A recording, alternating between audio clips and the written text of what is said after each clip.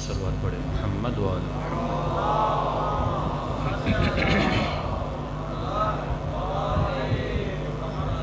بسم اللہ الرحمن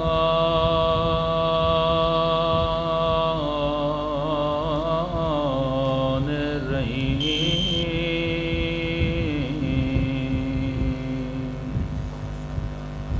الحمد للہ رب العالمین۔ الحمد للہ کما هو أهله۔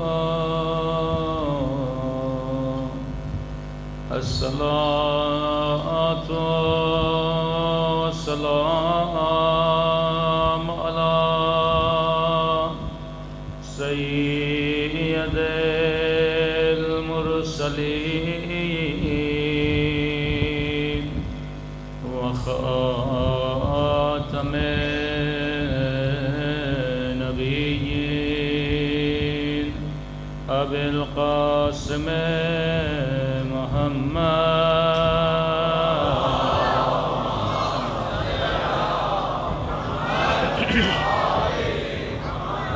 وعلى آله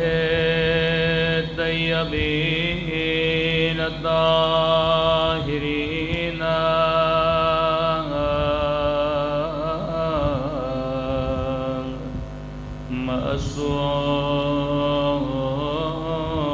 معصومين۔ سب مل کے امام کے ظہور کی دعا۔ اللہم کل ولیک حجت ابن الحسن صلواتک علیہ وعلی آبائہ فی هذه الساعة وفي كل وليا وحافظا وقائدا ودليلا وعينا حتى تسكنه أرضك طوعا وتمتعه فيها طويلا برحمتك يا أرحم الراحمين۔ صلوات پڑھے محمد۔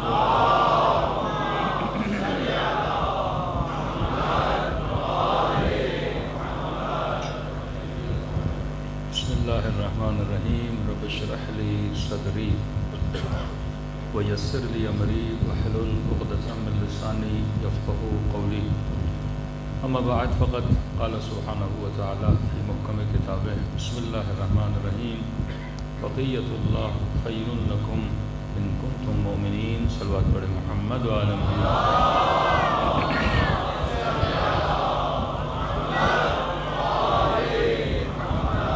دعا ہے پروردگار عالم ہم سب کی عبادتوں کو اپنی بارگاہ میں قبول فرمائے، اور جس مقصد زندگی اور حیات کی خاطر مجالس میں تشریف لاتے ہیں خدا ان مقاصد میں بھی ہم سب کو کامیابیاں نصیب فرما دے۔ کل آپ کی خدمت میں عرض کیا کہ اپنے رابطے کو اپنے امام سے مضبوط کرنے کے لیے ضروری ہے کہ انسان اپنی تربیت کرے۔ جب تک ہم مقام تربیت تک نہیں پہنچتے تب تک ہم اپنے مولا کی معرفت، خدا کی معرفت حاصل نہیں کر سکتے۔ تو اللہ نے انسان کو خلقت کا مقصد بتایا کہ اے انسانوں، ہم نے تجھے خلق کیا تاکہ تو بندگی کرے، عبادت کرے۔ کئی لوگوں کے ذہنوں میں یہ سوال پیدا ہوتا ہے کہ اللہ کو بھلا میری عبادت کی ضرورت کیا ہے؟ جبکہ یہ وہ غنی ہے، کسی کا محتاج نہیں ہے، کسی شے کی احتیاج اسے نہیں ہے، یہ شبہ ہر بنی بشر کے ذہن میں پیدا ہوتا ہے۔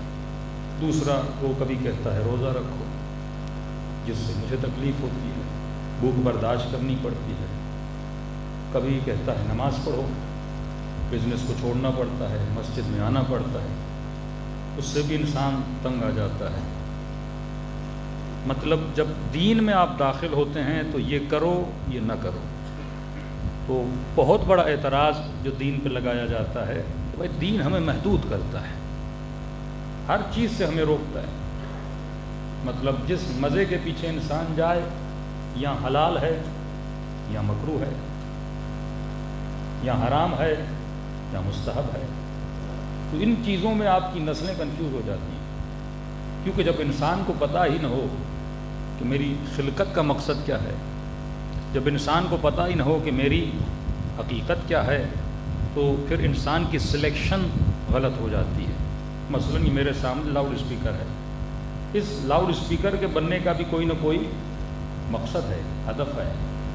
ہدف یہ ہے کہ لاؤڈ میری آواز کو آپ تک پہنچائے۔ اب لاؤڈ لگا ہوا ہو اور آواز آپ تک نہ پہنچے تو لاؤڈ تو رہے گا، لیکن جب اپنے ہدف کو پورا نہ کرے گا تو آپ اس کو اٹھا کے پھینک دیں گے۔ یہ نہیں کہ وہ لاؤڈ ہونے سے نکل جائے گا، مائک ہونے سے نکل جائے گا، لیکن وہ بیکار ہو جائے گا۔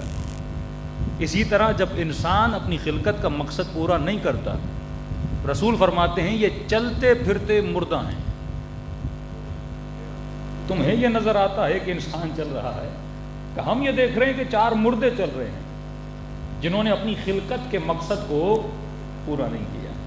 اب آئیے اللہ کے دربار میں چلیں کہ خدایا مجھے جاننا ہے کہ میں کیوں پیدا ہوا، میں تیری معرفت کو حاصل کرنا چاہتا ہوں۔ تو اللہ نے کہا زیادہ دور جانے کی ضرورت نہیں ہے، میں نے تجھے علوم کا خزانہ دیا ہے، اور وہ خزانہ تیری اپنی ذات ہے۔ اب ایک آدمی جنگل میں ہے، پہاڑوں میں رہ رہا ہے، وہ کیسے اللہ کی معرفت کو حاصل کرے؟ تبھی فرمایا کہ من عرف نفسہ فقد عرف ربہ، جس نے اپنے آپ کو پہچان لیا اس نے خدا کو پہچان لیا۔ مطلب ہم بات کرتے ہیں امام زمانہ کی معرفت، انبیاء کی معرفت، اصحاب کی معرفت، اللہ کہتا ہے اتنا دور جانے کی ضرورت نہیں ہے، تو اپنی معرفت حاصل کر، تجھے علی کی معرفت بھی مل جائے گی، میرے نبی کی معرفت بھی مل جائے گی، میری معرفت بھی مل جائے گی۔ یہ علی کا جملہ ہے، وَفِيكَ عَالَمُ الْأَكْبَرُ، تمہارے اندر اللہ نے کائنات بسائی ہوئی ہے۔ جب ہم خود اپنی تعریف اور ڈیفینیشن غلط کرتے ہیں تبھی ہماری سلیکشن غلط ہوتی ہے۔ انگریزوں نے سب سے بڑی غلطی یہ کی کہ انہوں نے انسان کی تعریف یہ کی کہ انسان یہی جسم ہے۔ جب انسان نے اپنی ذات کو جسم سمجھ لیا تو صبح سے شام تک کس کی خدمت کرنے لگا؟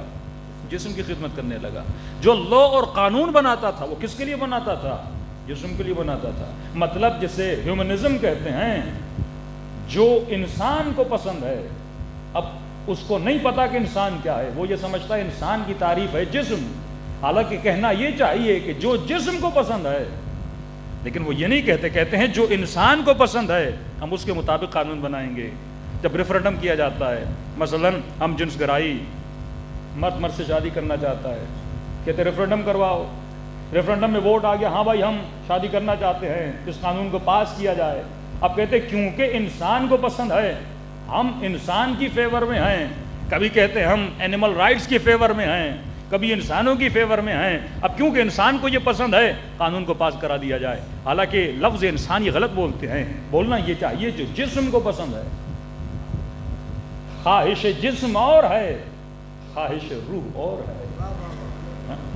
اگر یہ خود کو پہچان جاتا تو اپنی خواہشوں کو ڈیفائن کرتا کہ میرے اندر سے جو ڈیمانڈ آ رہی ہے وہ ڈیمانڈ جسم کی ڈیمانڈ ہے یا روح کی ڈیمانڈ ہے۔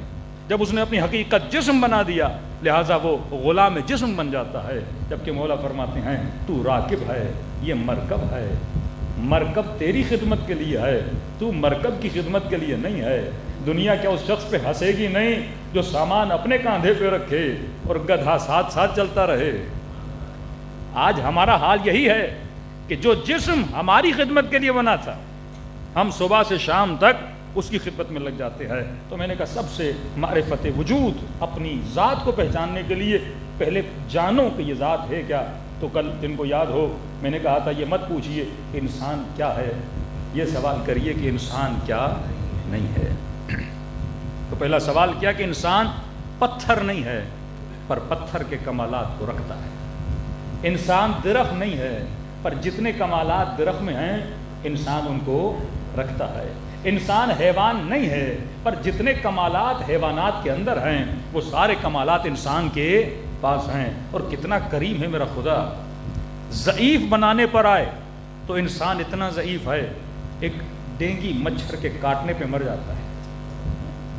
انسان اتنا ضعیف ہے ایک سانپ سے ڈس لے انسان مر جاتا ہے، یہ اس کا مقام ضعف ہے۔ اور انسان جب طاقتور بن جاتا ہے تو طاقتور اتنا ہے یہ جہازوں کو اڑاتا ہے، یہ سفینوں کو دریا میں چلاتا ہے، یہ بڑی بڑی جنگوں کو فتح کرتا ہے۔ لیکن ذرا سوچو وہ جو کمال ہے جس سے تو جہاز اڑاتا ہے، جس سے تو سفینے چلاتا ہے، وہ کمال کمال جسم نہیں ہے۔ تیرا جسم ضعیف ہے، اسے سانپ ڈس لے جسم مر جاتا ہے، ڈینگی کا مچھر کاٹ لے جسم مر جاتا ہے، کیونکہ جسم ضعیف ہے۔ اور جس کمال کے ذریعے سے تو جہازوں کو اڑا رہا ہے وہ کمال جسم کا کمال نہیں تھا، وہ کمال تیری عقل کا کمال تھا۔ اور وہ کمال اتنا بڑا کیوں ہے؟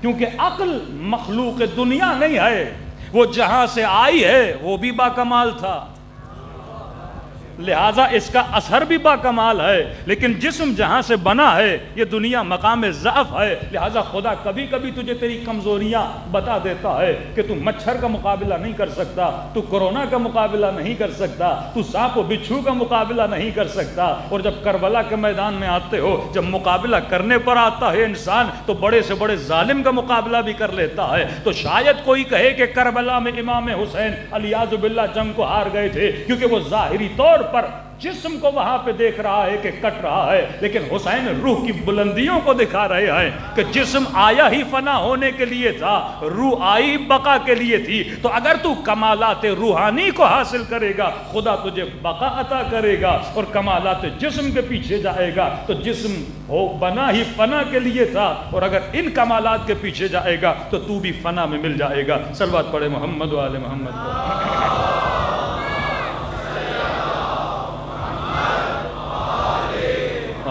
اجل فرجہم۔ تو دو جنبے، دو سائے سمجھ لو، دو عکس سمجھ لو تمہارے وجود میں نظر آتے ہیں۔ جسم نڈھال ہو جاتا ہے، ضعیف ہو جاتا ہے، لیکن تیری خواہش کبھی ضعیف نہیں ہوتی، تیری تمنا کبھی ضعیف نہیں ہوتی۔ جو بستر مرگ پہ بندہ سویا ہوا ہے خواہشیں اس کی بھی ختم نہیں ہوتی، وہ جینے کی خواہش کرتا ہے، وہ چلنے کی خواہش کرتا ہے، لیکن چل نہیں پاتا کیونکہ جسم ساتھ نہیں دیتا۔ وہ سال ہر سال جینے کی خواہش کرتا ہے لیکن جسم ساتھ نہیں دیتا، کھانے کی خواہش کرتا ہے پر دانت ساتھ نہیں دیتے۔ تو جسم ضعیف ہے لیکن خواہش قوی ہے، کیونکہ خواہش کا تعلق جسم سے نہیں ہے، تیرے روح سے ہے۔ تو ہم نے کہا انسان نبات نہیں ہے پر کمالات نباتی رکھتا ہے۔ بچوں کے لیے پھر ریپیٹ کر رہا ہوں کیونکہ درخت میں نمو ہے، درخت بڑا ہوتا ہے، بچہ چھوٹا ہوتا ہے، بائی ٹائم اس کا قد بڑا ہوتا ہے، تو وہ کمال نباتی اس کے اندر ہے، کمالات حیوانی اس کے اندر ہیں۔ جب تک اپنے بچوں کو سمجھاؤ گے نہیں کہ میرے لال یہ جو تو کھانا کھا رہا ہے اس میں کوئی کمال نہیں ہے، یہ حیوانی کمال ہے، حیوانات بھی کھاتے ہیں، تو پانی پیتا ہے، حیوانات بھی پیتے ہیں، میرے لال بڑا ہو کے شادی کرے گا، یہ جنبہ حیوان کے اندر بھی ہے۔ اب کوئی باپ یہ کہے کہ مولانا میں اپنے بچے کو پڑھا لکھا کے فخر کرتے ہیں نا، میں نے بچے کو ڈاکٹر بنایا، میں نے بچے کو انجینئر بنایا۔ سوال یہ ہے تم نے انجینئر کیوں بنایا؟ تاکہ اسے ایسا ہنر دوں کل یہ بھوکا نہ مرے، اپنی بیوی بچوں کا پیٹ پال سکے۔ تو یہ کوئی بڑی بات نہیں ہے۔ چڑیا بھی اپنے بچے کو اڑنا سکھاتی ہے، ہاتھی بھی اپنے بچے کو شکار سکھاتا ہے، کبوتر بھی اپنے بچے کو شکار کرنا سکھاتا ہے تاکہ وہ زندہ رہ سکے، وہ اسے ہنر سکھاتا ہے تاکہ یہ کبھی بھوک سے نہ مرے۔ ہر حیوان مرنے سے پہلے اپنی اولادوں کو ہنر سکھا کے جاتے ہیں تاکہ یہ سروائیو کر سکے اس دنیا میں۔ اگر تم نے بچے کو ڈاکٹر بنایا یہ کمال نہیں ہے، اگر تم نے بچے کو انجینئر بنایا یہ کمال نہیں ہے۔ کمال بشر کیا ہے؟ کمال بشر یہ ہے کہ وہ کمال جو حیوان کے اندر نہیں ہے پر وہ کمال انسان کے اندر ہے۔ وہ کمال یہ ہے کہ حیوان تربیت پانے کی صلاحیت نہیں رکھتا، انسان تربیت پانے کی صلاحیت رکھتا ہے۔ دنیا میں کسی شیر کو تم ڈرائیونگ کرنا نہیں سکھا سکتے، تم اسے انجینئر نہیں بنا سکتے، تم اسے ڈاکٹر نہیں بنا سکتے، کیونکہ وہ محدود تربیت پانے کی صلاحیت رکھتا ہے۔ یہ واحد وجود انسان ہے جو لامحدود تربیت پانے کی صلاحیت رکھتا ہے۔ اب کمال یہ نہیں کہ تم نے بیٹے کو انجینئر یا ڈاکٹر بنایا، کمال یہ ہے اسے ڈاکٹر بناؤ، انجینئر بناؤ، S P D S P بناؤ، لیکن ایسا ایس پی بناؤ جو کبھی رشوت نہ لے، ایسا ڈاکٹر بناؤ جو کبھی غریبوں کا حق نہ مارے۔ اگر تو اسے عادل ڈاکٹر بنا رہا ہے تو گویا تم نے اسے ہنر بھی دیا، ہنر کے ساتھ علی کی تربیت بھی عطا کی۔ آج پوری دنیا اپنے بچوں کو ڈاکٹر بناتی ہے، یہ کون سی بڑی بات ہے کہ انگریزوں کے یہاں ڈاکٹر نہیں، کہ ان کے یہاں انجینئر نہیں ہے؟ میں ہمیشہ ایک سوال کرتا ہوں، دنیا جو آج اس تباہی کے تہانے پہ پہنچی ہے، دنیا کو تباہ کرنے میں جاہلوں کا اتنا ہاتھ نہیں تھا جتنا عالموں کا ہاتھ ہے۔ آپ کے وزیر اعظم، آپ کے صدر، یہ جتنی ملک کی بیوروکریسی ہے، کیا یہ ان پڑھ ہے؟ پڑھے لکھے ہیں نا۔ دنیا کو تباہ پڑھے لکھے لوگوں نے کیا ہے، ان پڑھ لوگوں نے نہیں کیا۔ آپ کے سینٹ میں جتنے لوگ بیٹھے ہوئے ہیں کیا ان پڑھ ہیں؟ سارے پڑھے لکھے ہیں۔ یہ جو قانون پاس کرواتے ہیں، کیا ٹرمپ ان پڑھ تھا؟ کیا بش ان پڑھ تھا؟ یہ سارے پڑھے لکھے لوگ ہیں جنہوں نے دنیا کو تباہ و برباد کیا۔ کیا جس نے ایٹم بم بنایا وہ ان پڑھ تھا؟ پڑھا لکھا تب جا کے ایٹم بم بنایا، بس اس کے اندر جنبہ انسانی نہیں تھا۔ اگر وہ اپنے انسان ہونے کا ثبوت دیتا، انسان وہ ہوتا ہے جو ہنر سیکھنے کے ساتھ ساتھ اپنی تربیت بھی کرتا ہے۔ تبھی مولا علی کا پیارا جملہ، اگر علم شریف کو ملے تو اس کی شرافت بڑھاتا ہے، اور اگر علم کمینے کو ملے تو اس کی کمینگی کو بڑھاتا ہے۔ جب تیرے پاس تربیت نہیں ہوگی، شیر درندہ ہے جب درندگی کرتا ہے، تربیت نہیں ہے، یہ ہرن کا بچہ ہے، اسے نہیں مارنا۔ بعد میں ایک پکچر بڑی مشہور ہوئی تھی کہ شیر نے ہرن کے بچے کو، بعد میں پتہ چلا وہ فیک ہے۔ یہ شیر کو شعور نہیں ہے کہ کسے مارنا ہے کسے نہیں مارنا، شیر کا کام ہے حملہ کرنا۔ شیر سے کبھی رحم کی توقع نہ رکھا کرو کہ میں سامنے جاؤں گا اور یا علی مدد بولوں گا اور شیر مجھے چھوڑ دے گا۔ شیر پر، حیوانوں پر دو لوگوں کے گوشت حرام ہے، یا انبیاء کا گوشت حرام ہے یا اماموں کا گوشت حرام ہے۔ اس کے علاوہ وہ ہر کسی کو چیر پھاڑ کے چلا جاتا ہے، کیونکہ اس کے وجود میں کیا ہے؟ درندگی ہے۔ وہ تربیت نہیں پا سکتا، وہ مکتب علی میں جا کے شاگرد نہیں بن سکتا، وہ مکتب رسول میں جا کے شاگردی نہیں کر سکتا۔ تو آج جس چیز کی کمی ہے، ہنر کی کمی نہیں ہے، تربیت کی کمی ہے۔ اگر تو ہنر سیکھ رہا ہے تو مقام حیوانیت پر ہے۔ حیوانات بھی اپنے والدین سے کچھ نہ کچھ ہنر سیکھتے ہیں، کوئی شکار کا ہنر سیکھتا ہے، کوئی دانہ ڈھونڈنے کا ہنر سیکھتا ہے، شیر اپنے بچے کو ہنر سکھاتا ہے۔ تو یہاں تک تو حیوان ہے، جو کچھ کر رہا ہے وہ کمالات حیوانی تیرے اندر ہیں۔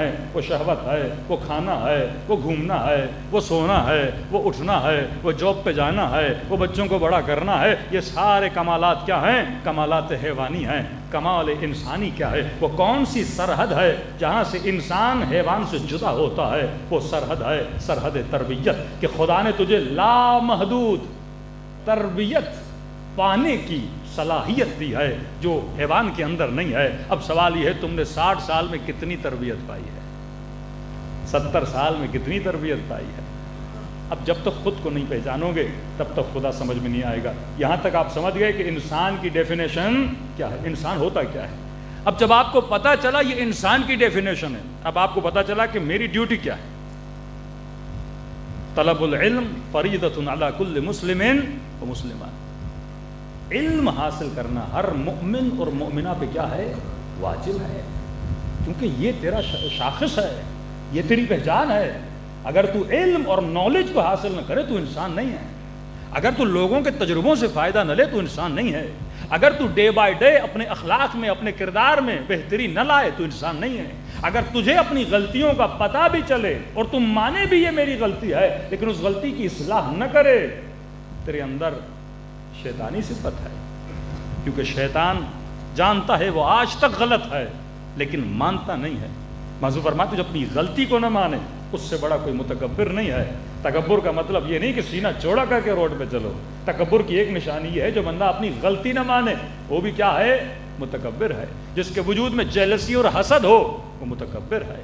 جو انسان اکڑ کے چلے وہ بھی متکبر ہے، جو علم دیکھے کہ میری اصلاح کے لیے ہے لیکن علم کو حاصل نہ کرے یہ صفت تکبر ہے۔ تو انسان اسی لیے ہے کہ انسان تربیت حاصل کرے۔ اب مجھے پتہ چل گیا مجھے کیا حاصل کرنی ہے، تربیت حاصل کرنی ہے، لیکن سوال ہے کس سے حاصل کروں؟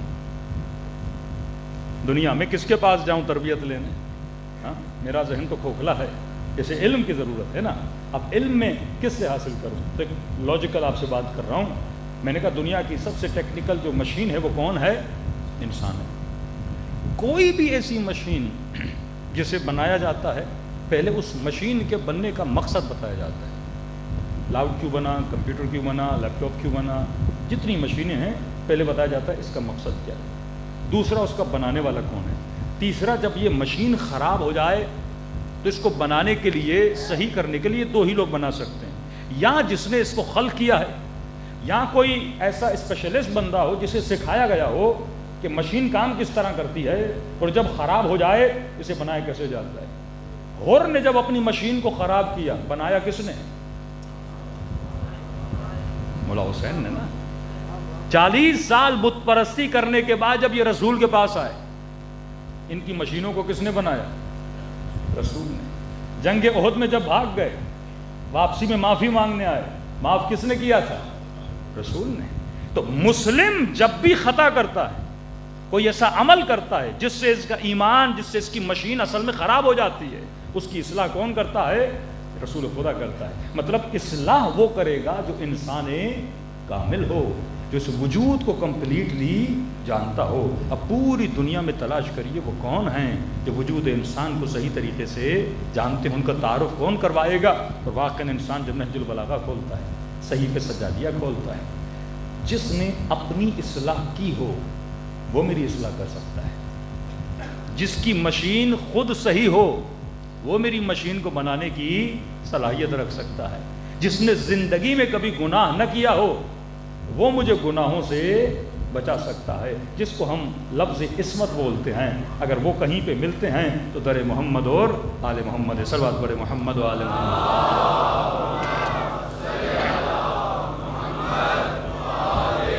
محمد وعجل فرجهم۔ تو کل میں نے مولا کی حدیث پڑھی کہ اگر زندگی میں سکون چاہتے ہو 3 چیزوں کا علم رکھو، کہاں سے آئے ہو، کہاں پہ رہ رہے ہو اور کہاں جانا ہے۔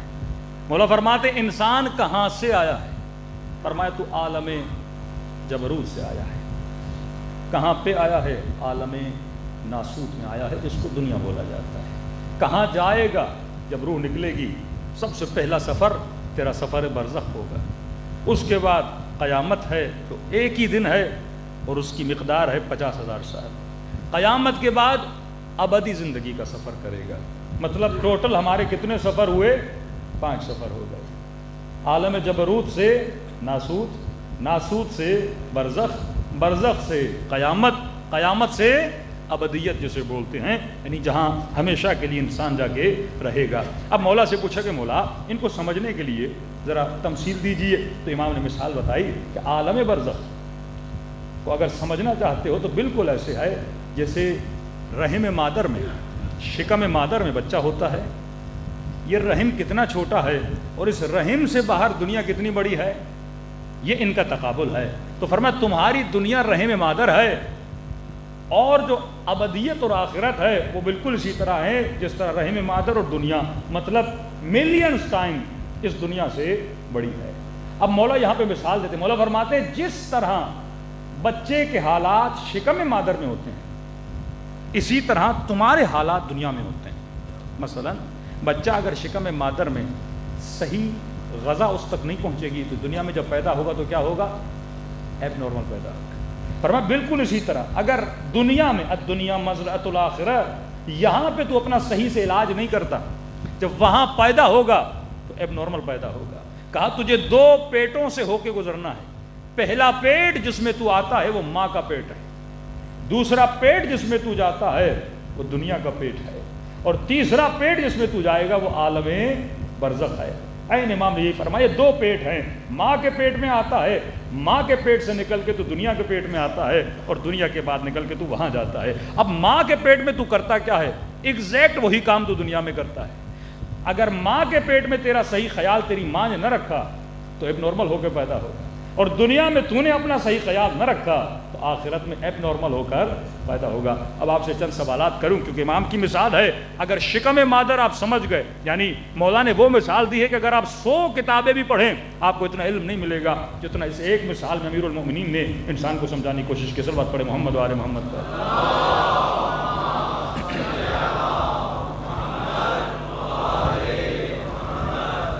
یہ جسم جہاں سے نازل ہوا اسے قوس نزول کہتے ہیں، اس کے بعد یہ صعود کرے گا، انا للہ و انا الیہ راجعون، تم واپس میری طرف پلٹ کے آؤ گے، یہ نہیں کہا کہ آؤ گے، مطلب تم پہلے وہاں تھے پھر واپس میرے پاس آؤ گے۔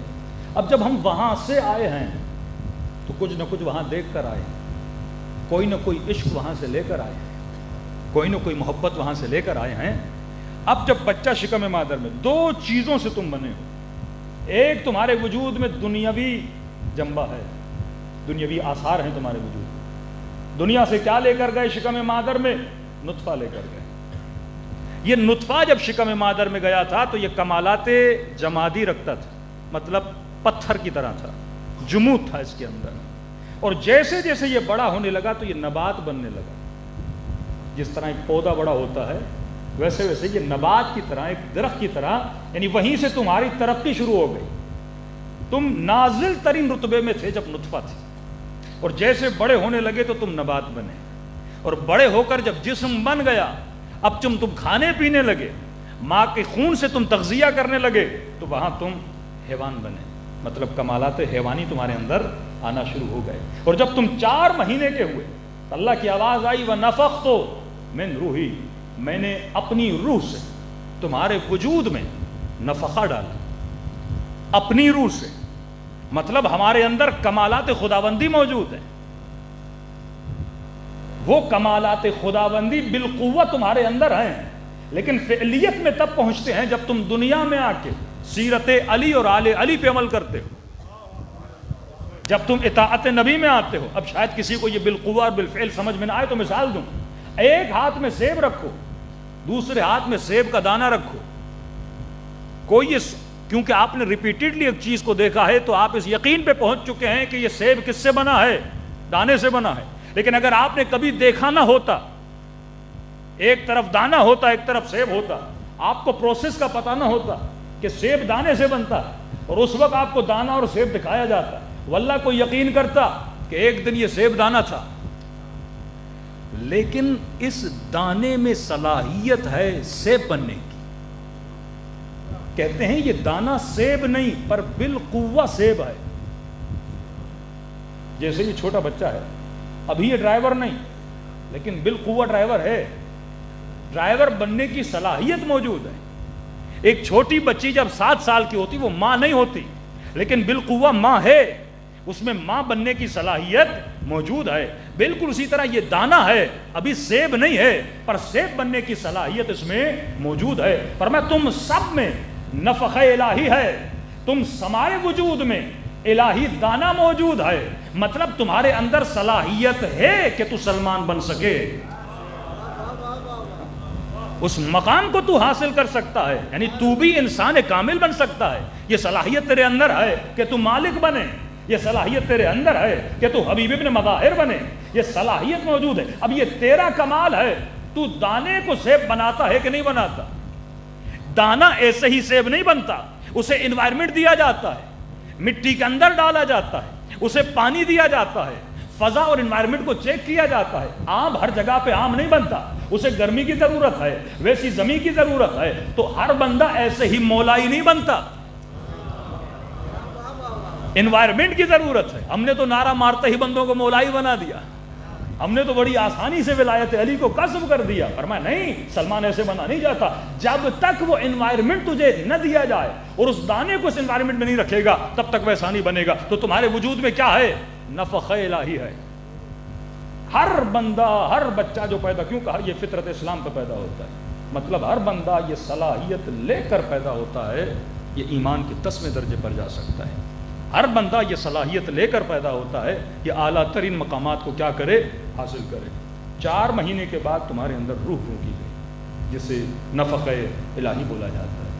کل میں نے کہا تھا اگر اس بچے کو یہ بولا جائے کہ میرے لال شکم میں مادر سے باہر کوئی بہت بڑی کائنات ہے، یہ بچہ مانے گا؟ نہیں مانے گا، جس طرح آج کے انسان نہیں مانتے۔ مولا حسین بول رہے تھے کربلا میں، اس دنیا کے باہر بھی کوئی بہت بڑی دنیا ہے، ایک عالم برزخ ہے۔ علی سمجھاتے رہے پر کوئی سمجھنے والا نہیں تھا، نبی بتاتے رہے کوئی سننے والا نہیں تھا۔ تبھی قرآن کہتا ہے اولئک کالانعام، یہ حیوان ہیں سمجھ نہیں رہے، کان ہیں سنتے نہیں ہیں، آنکھیں ہیں دیکھتے نہیں ہیں، میں نے جگہ جگہ نشانیاں رکھی ہیں، اگر یہ غور و فکر کرے بڑی آسانی سے مقام مقصود تک پہنچ جائے۔ دوسرا سوال، امام نے کیونکہ مثال دی ہے اس لیے میں اس کی تشریح کر رہا ہوں، پر میں شکم مادر میں بچہ بڑا ہوتا ہے، ماں کے شکم میں اس بچے کو اللہ ہاتھ دیتا ہے، پاؤں دیتا ہے، آنکھیں دیتا ہے، کان دیتا ہے، زبان دیتا ہے۔ سوال یہ ہے کیا شکم مادر میں بچہ بولتا ہے؟ سر ہلائیے تاکہ پتہ چلے۔ شکم مادر میں بچہ بولتا ہے؟ نہیں، پھر زبان کیوں دی؟ شکم مادر میں بچہ چلے گا کیا؟ پھر پاؤں کیوں دیے؟ شکم مادر میں بچہ اپنے ہاتھوں سے کیا کچھ کرے گا کیا؟ پھر ہاتھ کیوں دیے؟ دے وہاں پہ رہا ہے لیکن وہاں کے لیے نہیں دے رہا۔ پاؤں شکم مادر میں دیے لیکن وہاں کے لیے نہیں دیے، ہاتھ شکم مادر میں دیے، وہاں کسی کام کے یہ ہاتھ نہیں ہے، وہاں پاؤں کسی کام کے لیے نہیں ہے۔ اللہ کوئی چیز عبث نہیں دیتا، مقصد کے لیے دیتا ہے۔ زبان بھی وہاں دی، پاؤں کیونکہ اس نے گرو کہاں کرنا ہے؟ شکم مادر میں۔ جب کامل ہو جائے گا تو پھر دنیا میں آئے گا، اور اگر کامل ہو کر دنیا میں آئے گا تو دنیا سے لذت بھی لے گا، دنیا سے فائدہ بھی لے گا، دنیا میں سے مزہ بھی آئے گا۔ لیکن اگر انکمپلیٹ ہو کر دنیا میں آیا، دنیا ویسی کی ویسی رہے گی، یہ تکلیف میں رہے گا۔ تبھی فرمایا اپنی جہنم تو بنا کے آتا ہے، اپنی جنت تو بنا کے آتا ہے۔ جنت وہی ہے جب دنیا سے جاؤ تو کمپلیٹ ہو کر جاؤ، اگر ناقص ہو کر عالم برزخ میں گئے لذتیں وہی ہوں گی لیکن تو فائدہ لے نہیں پائے گا۔ مثلا ایک بیچارہ بچہ نابینا پیدا ہوا، ناقص پیدا ہوا ہے نا، مطلب جب دنیا میں آیا تو اس کی دنیا کے ساتھ سنخیت نہیں ہے۔ سنخیت کا مطلب ہم آہنگی نہیں ہے، اس کا دنیا کے ساتھ میل نہیں ہے، کیونکہ دنیا میں آنے کے لیے آنکھ تو چاہیے نا، یہاں کی لذتوں کو، نظاروں کو، مناظر کو دیکھنے کے لیے جب تک آنکھیں نہ ہوں تو آپ کو مزہ نہیں آئے گا۔ اب یہ بچہ دنیا میں پیدا ہوا، ناقص ہو کر پیدا ہوا، مطلب سارا کمپلیٹ ہے، آنکھیں اس کی نہیں ہیں۔ اب بیچارہ چلے گا، ادھر گرے گا ادھر گرے گا، اس کا محتاج اس کا محتاج، نہ پڑھ سکتا ہے نہ دیکھ سکتا ہے، ہاں بیچارہ کتنا پریشان ہو جائے گا، لوگوں کا محتاج ہوگا۔ دنیا تو ویسی ویسی ہے لیکن کیونکہ نقص اس کی ذات کے اندر ہے، اپنے نقص کی وجہ سے بیچارہ تکلیف میں زندگی گزارتا ہے۔ کوئی بیچارہ بہرا ہو کر پیدا ہو جائے، اپنے نقص کی وجہ سے لوگوں کی باتوں کو سن نہیں پائے گا۔ معصوم فرماتے ہیں بالکل اسی طرح کچھ لوگ عالم برزخ میں جب شکم دنیا سے نکل کر آئیں گے تو ناقص ہو کر پیدا ہوں گے، جب وہاں کی لذتوں سے فائدہ نہیں لے پائیں گے یہ عذاب میں مبتلا ہو جائیں گے۔ یہی عذاب ہے، عذاب تیرے اندر ہوتا ہے، جب تو دیکھ نہیں پائے گا عذاب ہے۔ اب میری آواز آپ تک پہنچ رہی ہے، آپ سکون محسوس کر رہے ہیں کیونکہ آواز آپ کے کانوں سے ہم آہنگ ہے۔ اگر لاؤڈ والا آواز کو بالکل فل کر دے آپ کو کیا ہوگی؟ تکلیف ہوگی، اس کی کیپیسٹی اس سے بڑھ جائے گی، ہم آہنگی اس کی کیا ہو جائے گی؟ ختم ہو جائے گی۔ یہ لائٹ میری آنکھوں کو لگ رہی ہے، اتنی تکلیف نہیں دے رہی، لیکن اگر کوئی لائٹ کو بالکل فل کر دے، آپ سورج کی لائٹ کو دیکھتے ہیں کیونکہ آپ کی آنکھیں سورج کی لائٹ کے لیے نہیں بنی، جب سورج کی لائٹ کے لیے نہیں بنی، جب آپ اس کو دیکھو گے تو آپ کو کیا ہوتی ہے؟ تکلیف ہوتی ہے۔ تو جب ہم آہنگی اور سنخیت ہوتی ہے تب آپ کو سکون ملتا ہے، جب ہم آہنگی اور سنخیت نہیں ہوتی آپ کو سکون نہیں ملتا۔ کیوں کچھ لوگوں کو علی کے ساتھ بیٹھنے میں سکون ملتا تھا؟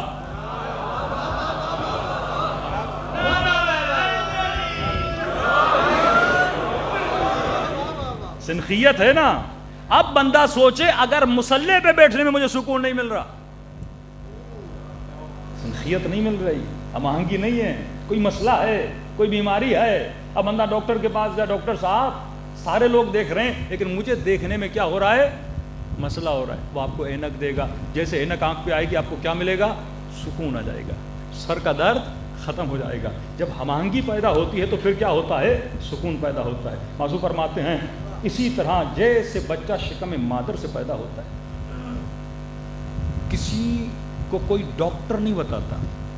اب جملہ سنی میں امیر المومنین کا، فرماتے ہیں جس طرح ماں باپ اپنے بچوں کو، رشتہ دار، آپ نے آج تک دیکھا کسی ہاسپٹل میں بچے کی پیدائش ہو اور رشتہ دار رو رہے ہوں؟ بچہ روتا ہوا آتا ہے، لیکن جو ریسیور ہوتا ہے وہ روتا نہیں ہے، جو اس کو دریافت کرنے آتا ہے وہ کبھی روتا نہیں ہے. ماں کو پتہ ہے تکلیف ہو رہی ہے لیکن خوش ہوتی ہے کہ بچہ پیدا ہو رہا ہے. بچہ روتا ہوا آتا ہے کیونکہ بچہ اس دنیا سے ناواقف ہے، اور جہاں سے آ رہا ہے اس کی وہاں پہ بڑی الفت ہے. 9 مہینے وہاں رہا، اور 9 مہینے کے بعد اس شکم مادر جس میں بڑے سکون سے سو رہا تھا، ایک ٹائم ہوتا ہے. اللہ کہتا ہے ہر جگہ پہ رہنے کا ایک ٹائم ہوتا ہے. مور دین دیٹ تو وہاں رہ نہیں سکتا. اب تیرے ہاتھ آ گئے، تیرے پاؤں آ گئے، تو کمپلیٹ ہو گیا، اب ٹائم ہے باہر جانے کا. اسی طرح جب تو دنیا میں کمپلیٹ ایک زندگی گزار دیتا ہے، اس سے زیادہ تو یہاں پہ رہ نہیں سکتا. اس کے بعد ٹائم آتا ہے یہاں سے نکل کے وہاں جانے کا. جس طرح وہ بچہ آتے ہوئے روتا ہے، اس طرح یہ بھی جاتے ہوئے روتا ہے. لیکن بچہ جب یہاں آ جائے، یہاں کے مزوں کو چکھ لے، یہاں کی روشنیوں کو دیکھ لے، ماں کی ممتا کو دیکھ لے، باپ کے پیار کو دیکھ لے، اب اس بچے کو بولا جائے واپس جا شکم مادر میں، کبھی نہیں جائے گا. فرمایا بالکل اسی طرح مومن جب اس دیار سے اس دیار میں جاتا ہے، جب وہاں پہ ممتا کو دیکھتا ہے، محبوب کی محبت کو دیکھتا ہے، معشوق کے عشق کو دیکھتا ہے، وہاں کی لذتوں کو دیکھتا ہے، اب اسے لاکھ بولا جائے دنیا میں واپس جا، کہے گا پاگل ہوں، اتنے بڑے عالم کو چھوڑ کے اتنی چھوٹی سی دنیا میں چلا جاؤں تو کبھی وہ واپس نہیں آتا. ایسے مولا علی نہیں فرما رہے کہ خدا کی قسم، کعبے کے رب کی قسم، علی آج کامیاب ہوا. موت کو ایسے ہی اہل بیت کامیابی نہیں سمجھ رہے. تو فرمایا یہ بچہ جب شکم، اللہ جو کچھ اسے پارٹس دے رہا ہے وہ شکم کے لیے نہیں ہے، وہ کہاں کے لیے ہیں؟ وہاں کے لیے ہیں. اب تو غلطی نہ کر، اللہ دنیا میں تجھے جو کچھ نعمتیں دے رہا ہے وہ یہاں کے لیے نہیں ہیں، وہ وہاں کے لیے ہیں. اب کوئی بیچارہ یہ سمجھے کہ اللہ نے مجھے اتنا مال دیا تو یہاں کے لیے دیا، یہ سمجھے کہ اللہ جو نعمتیں یہاں کے لیے نہیں ہیں، یہ وہاں کے لیے ہے تاکہ تو خود کو کمپلیٹ کرے. یہ جو 7 اعضاء یہاں اللہ نے دیا ہے، ان 7 اعضاء سے تم نے اپنی کیا بنانی ہے؟ ابدیت بنانی ہے. اب ہر رشتہ دار ہاسپٹل میں آتا ہے، خوشی خوشی بچے کو ریسیو کرتا ہے، سارے خوش ہوتے ہیں جب بچہ پیدا ہوتا ہے. ناراض کب ہوتے ہیں؟ اچانک باپ کی گود میں ایک بچہ دیا جائے، بچہ ناقص ہو. مثال کے طور پہ اس کی 4 آنکھیں، باپ 4 آنکھوں کو دیکھ کے خوش ہوتا ہے، حالانکہ 4 آنکھیں تو ایکسٹرا ہے نا، 2 سے زیادہ اللہ نے دی، 4 کر دی، خوش ہونا چاہیے. اس باپ کو کس نے بتایا کہ اگر 2 ہوں گی تو نارمل ہے، 4 ہوں گی تو ایب نارمل ہے؟ کوئی ڈاکٹر نہیں بتاتا. یہ خود بچے کو دیکھ کے سمجھتا ہے کہ بچہ نارمل ہے ایب نارمل ہے. اسے کیسے پتا چلا کہ بچہ نارمل ہے؟ کیونکہ یہ خود دنیا میں بڑا ہوا ہے. اسے پتا ہے کہ جسم کیسا ہوگا جو دنیا کی انوائرمنٹ کے ساتھ کیا ہوگا؟ ہم آہنگ ہوگا، میچ کرے دنیا کی انوائرمنٹ کے ساتھ. اگر ان میچ ہوگا یہ دنیا کی انوائرمنٹ کے ساتھ، یہ پوری زندگی تکلیف میں رہے گا.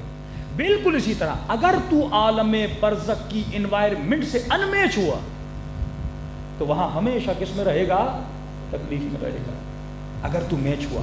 اب مولا فرماتے ہیں بالکل اسی طرح جس طرح تمہارے ماں باپ تجھے ریسیو کرتے وقت خوش ہوتے ہیں جب تو سالم پیدا ہوتا ہے، جب تو ناقص پیدا ہوتا ہے وہ ماں روتی ہے، وہ باپ روتا ہے. فرمایا تمہارے جسموں کے ماں باپ یہ ہیں جنہوں نے تجھے پیدا کیا ہے، پر تمہارے روحوں کے ماں باپ کون ہیں تجھے پتا ہے؟ انا و علی ابوا ھذہ الامہ، میں اور علی اس امت کے کیا ہیں؟ 2 باپ ہیں. تبھی فرمایا من یموت یرنی، جو بھی مرے گا، جو بھی، یہ نہیں کہ علی والا، جو بھی مرے گا علی کو دیکھے گا، کیونکہ جو بھی مرتا ہے اسے یہ ریسیو کرنے آتے ہیں. فرمایا اگر تو صحیح سالم پیدا ہوتا ہے، جتنی خوشی تیری ماں کو ہوتی ہے اس سے زیادہ عالم برزخ میں اگر تو صحیح سالم پیدا ہوگا علی اور محمد کو خوشی ہوتی ہے. لیکن اگر تو ناقص پیدا ہوا ناقص العضو پیدا ہوا، جس طرح تیرا باپ ناخوش ہوتا ہے، ماں کا دل دکھتا ہے، فرمایا بالکل اسی طرح جب کوئی ہمارا چاہنے والا وہاں ناقص پیدا ہو، وہاں لوگ ناقص پیدا ہوتے. کیوں؟ فرمایا میری امت کے لوگ 10 حیوانوں کی شکلوں میں ظاہر کیے جائیں گے. قرآن قردۃ خاسئین، حیوانوں کی شکل میں ظاہر کیے جائیں گے. یہ شکل تو اپنی خود بناتا ہے، یہ تیرے ہاتھ میں ہے، تو کون سی شکل میں. یوم تری المؤمنون والمؤمنات یسعی نورہم بین ایدیہم وبایمانہم، قیامت کے دن کچھ ایسے لوگ ہوں گے جن کے چہروں سے نور نکل رہا ہوگا، وہ اپنے نور سے بتائیں گے کہ ہم کیا لے کر آئے ہیں. تبھی فرمایا جب وضو کرو تو دعا کرو اللہم بیض وجہی یوم تسود الوجوہ، اے خدا میرے چہرے کو سفید کرنا جس دن چہروں کو کالا کیا جائے گا. فرمایا یہ تو ہے جو اپنا جسم بناتا ہے. علی اور محمد تجھے ریسیو کرنے آئیں گے، اہل بیت تجھے ریسیو کرنے آئیں گے، انبیاء تجھے ریسیو کرنے آئیں گے. ہر امت کا نبی اپنی امت کو ریسیو کرنے آئے گا. جب اس کے امتی صحیح سالم پیدا ہوتے ہیں وہ خوشی سے بال بال ہو جاتے ہیں. لیکن جب تو ناقص پیدا ہوگا، اب بچہ جب پیدا ہوتا ہے یا صحیح سالم پیدا ہوتا ہے یا ضعیف پیدا ہوتا ہے، مثلا پیدا ہوا سالم تو ہے پر کمزور ہے، پھیپھڑے صحیح کام نہیں کر رہے، مشین میں جا کے رکھو، اس سے بھی والدہ تھوڑی ناراض ہو جاتی ہے نا، بچہ فوراً دور کیا جائے، 1 مہینہ یہ مشین میں رہے گا. صحیح سالم یا ضعیف پیدا ہوتا ہے یا ناقص پیدا ہوتا ہے. فرمایا بالکل اسی طرح عالم برزخ میں بھی کچھ لوگ صحیح سالم پیدا ہوں گے، جیسے سلمان فارسی، جیسے مالک اشتر، جیسے حبیب بن مظاہر، جیسے شہداء کربلا. یہ بالکل صحیح سالم پیدا ہوں گے، کمپلیٹ ہو کے وہاں جائیں گے. اور کچھ لوگ وہ ہیں جو بیمار پیدا ہوں گے، مطلب تھا تو محب لیکن گنہگار تھا، خطا کار تھا. اور بیمار کو کہاں بھیجا جاتا ہے؟ ہاسپٹل میں بھیجا جاتا ہے ٹریٹمنٹ کے لیے. اور ایسے بیماروں کو جو برزخ میں آئیں گے کہاں بھیجا جائے گا؟ فرمایا سفر کے دوران عذاب کے ذریعے، سختیوں کے ذریعے، مشقتوں کے ذریعے ان کو ٹھیک کیا جائے گا تاکہ یہ برزخ میں صحیح سالم ہو جائیں اور قیامت میں صحیح سالم ہو کے اٹھائے جائیں. اور فرمایا کچھ ناقص پیدا ہوں گے. مولا یہ کون ہے جو ناقص پیدا ہوں گے؟ فرمایا منافق، کافر، مشرک. یہ ناقص العضو ہو کے پیدا ہوگا، کمپلیٹ ہو کے پیدا نہیں ہوگا. اب ایک بندہ جنت کو دیکھتا رہے پر ناقص ہو، وہ کھا نہ سکے، آنکھیں نہ ہو، دیکھ نہ سکے، اس کے وجود میں کمزوریاں ہوں گی، وہ وہاں سے فائدے حاصل نہیں کر سکے گا. تبھی فرمایا اگر ہم اہل بیت دنیا میں آئے تجھے یہ بتانے کے لیے کہ اگر یہاں پہ سالم زندگی گزارو گے وہاں پر بھی سالم پیدا ہوگے. قرآن کی آواز ہے یوم تری المؤمنون والمؤمنات، قیامت کے دن جن کے چہروں سے نور نکلے گا. پھر فرمایا یوم یفر المرء من اخیہ، قیامت کے دن بیٹی باپ سے بھاگے گی، باپ بیٹی سے بھاگے گا. الا من اتى اللہ بقلب سلیم، بس وہ کامیاب ہوگا جو صحیح سالم قلب لے کر آئے گا. مولا قلب سے مراد کیا ہے؟ فرمایا جو صحیح سالم روح لے کر آئے گا. اگر یہاں تم نے حفظ سلامتی کا خیال رکھا وہاں پر بھی تو صحیح سالم ہو کر پیدا ہوگا. صلوات پڑھے محمد و آل محمد.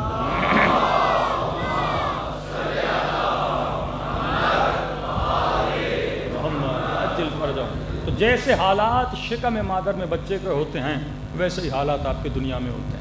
اب سوال ہے ماں سے پوچھو،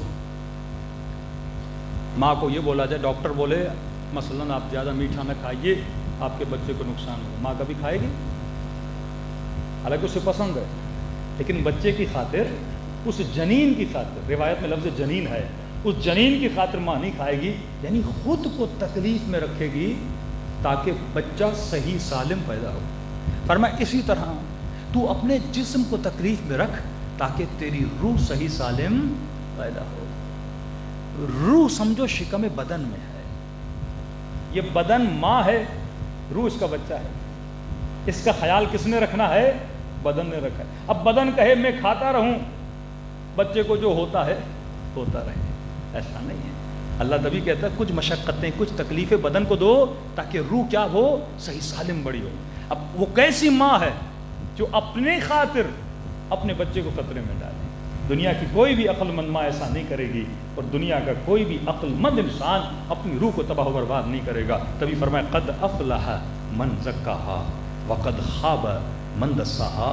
کامیاب وہ ہے جس نے اپنا تزکیہ کیا، اور جو سویا رہا، جسے پرواہ نہ رہی میں دنیا میں آیا کیوں ہوں، مجھے کس کا خیال رکھنا ہے، وہ تباہ و برباد ہو جائے گا. تو تمہاری شکم مادر، جو جس ماں کے شکم سے پیدا ہوئے ہو، وہ تمہاری پہلی ماں ہے. دوسری ماں یہ دنیا ہے جس کی شکم میں تو پل رہا ہے. اب یہاں پہ پلنے کے لیے تجھے احتیاط کرنا ہے. صحیح سالم سفر طے کرنے کے لیے تجھے زندگی وہ اختیار کرنی ہے جو پروردگار عالم نے بتائی. خدایا مجھے کس راہ اور راستے سے جانا ہے, میرا محرک کیا ہونا چاہیے, وہ کون ہے جو مجھے بتائے گا, اور کس راستے پہ مجھے چلنا ہے. فرمایا وہ راستہ وما خلقت الجن والانس الا لیعبدون, وہ کون سا راستہ ہے, عبودیت کا راستہ ہے. جب تشہد میں رسول کے لیے پڑھتے ہو تو محمدن عبدہ و رسولہ, پہلے عبد ہے پھر رسول ہے, پہلے بندہ ہے پھر رسول ہے. تو اگر بھی تو ولایت علی میں آنا چاہتا ہے, پہلے عبدیت کے راستے کو سمجھو, پھر ولایت کی راہ پہ چلنا شروع کر دو. صلوات پڑھے محمد و آل محمد.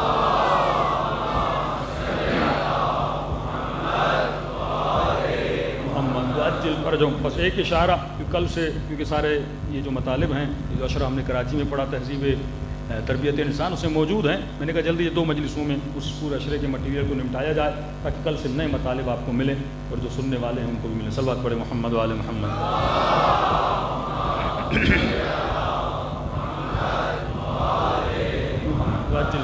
تو 2 چیزوں کا میں مجموعہ ہوں. ایک میرے اندر الہی نفقہ ہے, دوسرا میرے پاس کیا ہے, جسم ہے. اب یہ نہیں کہ جسم کی ضرورتیں نہیں ہیں, جسم کا بھی تم نے خیال رکھنا ہے. اس طرح مثلا یہاں سے کراچی یا کربلا گاڑی پہ جاؤ تو گاڑی کا بھی تو خیال رکھنا ہے. اس کو پیٹرول کی ضرورت ہے, ایندھن کی ضرورت ہے, موبائل کی ضرورت ہے, ٹائر اچھے ہونے چاہیے تاکہ گاڑی صحیح طریقے سے سفر کر سکے. اگر جسم کا خیال نہیں رکھو گے, سفر میں تیزی کم ہو جائے گی, جلدی سے اس مقام لقاء اللہ تک پہنچ نہیں پاؤ گے. اب بندہ جسم کا خیال نہ رکھے, نماز میں سستی آ جائے گی, گھٹنوں میں تکلیف ہو, اٹھنے بیٹھنے میں سستی آ جائے گی, جسم بیمار ہو, جہاد نہیں کر سکتا, تکلیف میں پڑ جائے گا نا.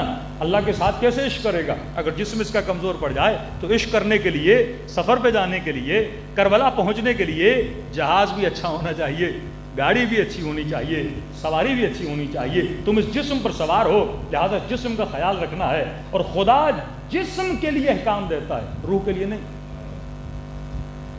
کبھی خدا روح کو تکلیف میں نہیں ڈالتا. یہ جتنے احکام الہی ہیں جسم کے لیے ہیں, روح کے لیے نہیں ہیں. یہ جتنی پابندیاں ہیں جسم کے لیے ہیں, روح کے لیے نہیں ہیں. کیونکہ جسم اگر افراط و تفریط میں چلا گیا, نقصان کس کو دے گا؟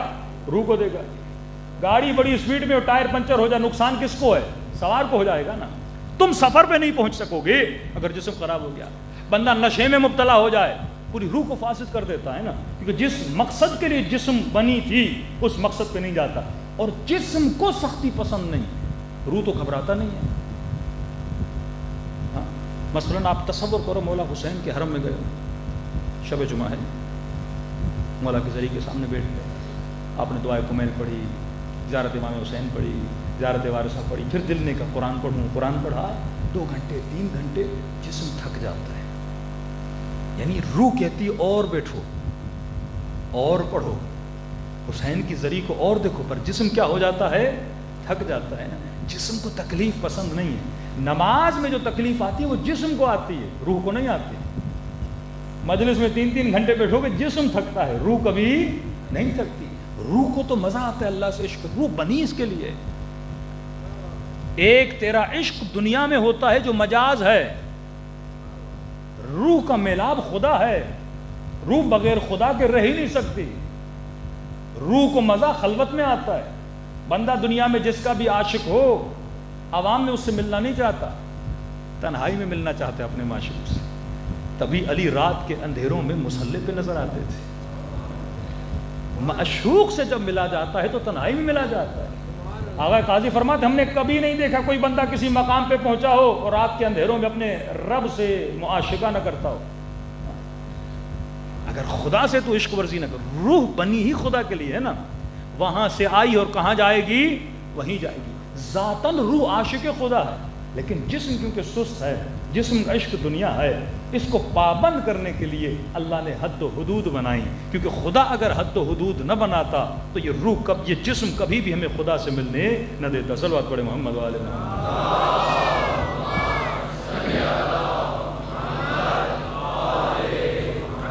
ایک دلیل دوں تاکہ ہر ایتھیسٹ بندہ جو خدا کو بھی نہیں مانتا, اس دلیل کے عوض وہ مان جائے گا کہ میرے وجود میں کوئی چیز ہے جو طالب ہے خدا کی. 2 لفظ اپنے ذہن میں بٹھا دیجیے, ایک ہے لفظ طالب, ایک ہے لفظ مطلوب. طالبان نہیں, طالب. لفظ طالب اور مطلوب.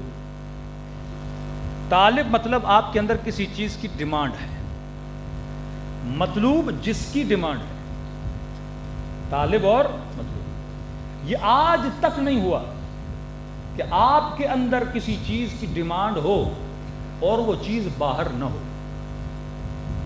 توجہ سے سن رہے ہیں کہ نہیں سن رہے ہیں؟ مثلاً آپ کو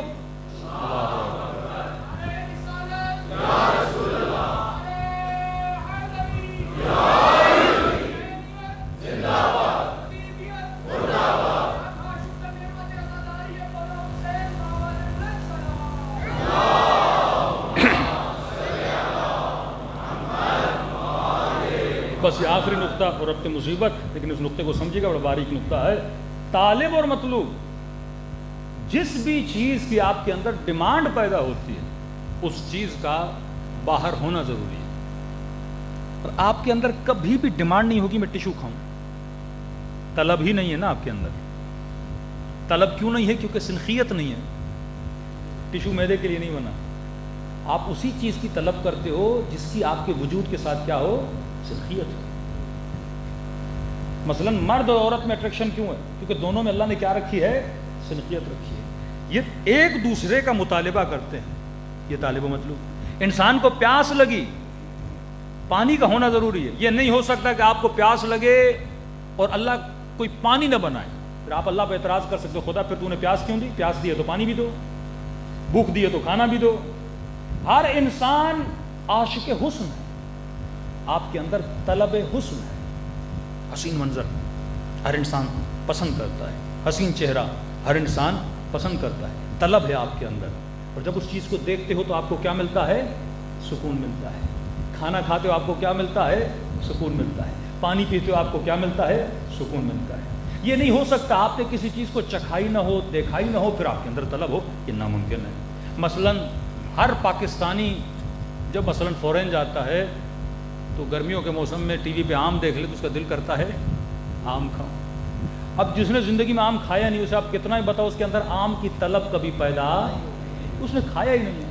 بس آپ کراچی کے والے نہاری کھاتے ہیں، وہ کسی ایرانی کو بولو نہاری بڑی ٹیسٹی ہوتی ہے، کہتا مجھے کیا پتا نہاری کیا ہوتی ہے۔ آپ نے ایرانی کھانا نہیں کھایا، وہ آپ کو تعریف کرے، یعنی آپ کے اندر طلب ہو ہی نہیں سکتی جس چیز کو آپ نے، جس چیز کی بھی طلب ہو، یقیناً آپ نے زندگی میں اس کو ایک بار چکھا ہے